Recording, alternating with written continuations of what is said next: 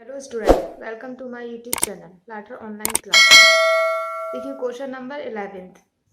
सिद्ध कीजिए कि किसी वृत्त के परिगत समांतर चतुर्भुज समचतुर्भुज होता है।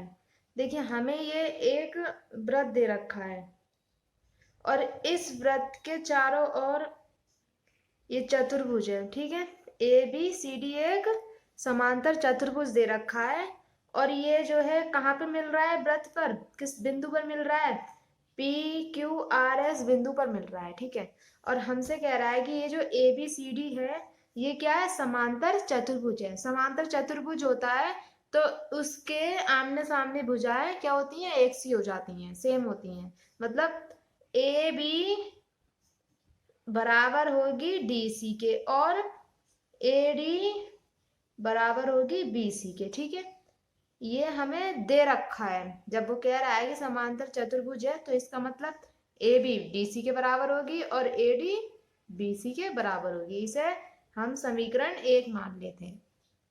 ठीक है, अब देखो सिद्ध क्या करना है, हमें सिद्ध करना है कि ए बी सी डी जो है समचतुर्भुज है। हमें इसे समचतुर्भुज सिद्ध करना है। इसका मतलब ये है कि हमें ए बी को बी सी के बराबर दिखाना है और डी सी को ए डी के बराबर दिखाना है। मतलब हमें चारों को एक दूसरे के बराबर दिखाना है। ठीक है, तो देखो हम क्या करेंगे इसमें,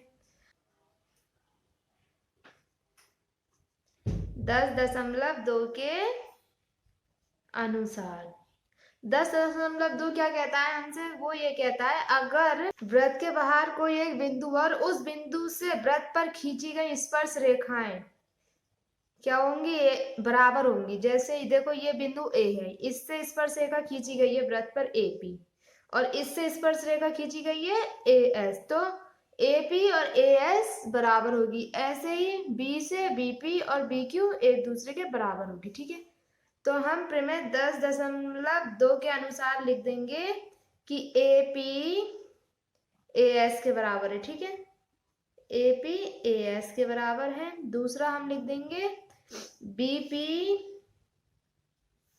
बी क्यू के बराबर है। ठीक है, इतना लिख दिया। अब हम आगे लिखेंगे आर सी सी क्यू के बराबर है। ऐसे ही हम आर डी डी एस के बराबर है। ठीक है, इसको हम मान लेंगे समीकरण 2। क्या मान लेंगे इस पूरी समीकरण को, 2।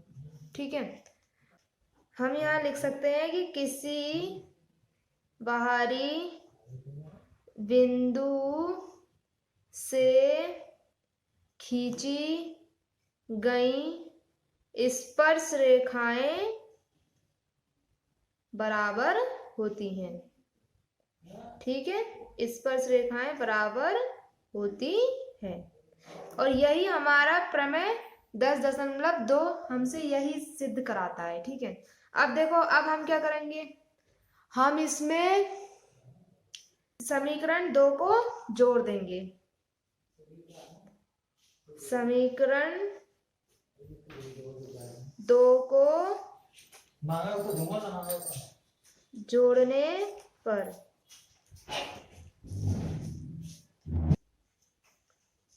तो देखो हम इसको जोड़ते हैं, A P plus B P plus R C plus R D बराबर ए एस प्लस, देखो ए एस है तो डी एस लिख लो, ए एस के साथ D S plus B Q plus C Q. तो देखो ए पी और A S sorry A P और बी पी क्या हो जाएगी, पूरी ए बी हो जाएगी।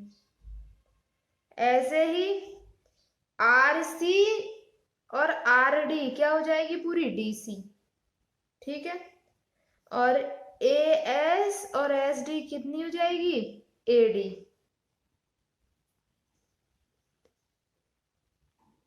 और उसी के प्रकार बी क्यू और सी क्यू हो जाएगी हमारी बी सी।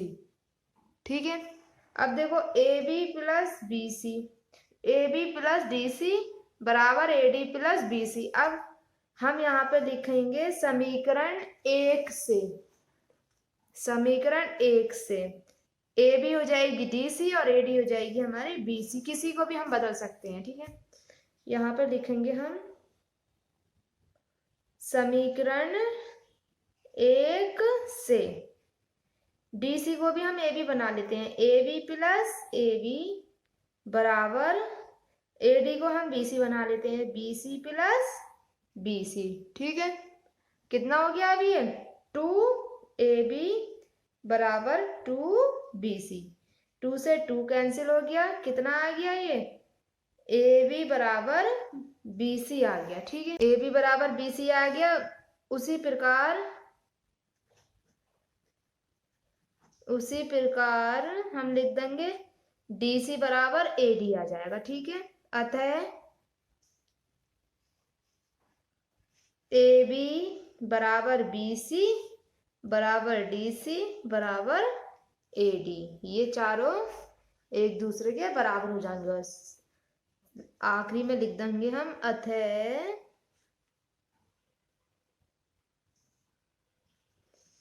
ABCD एक समचतुर्भुज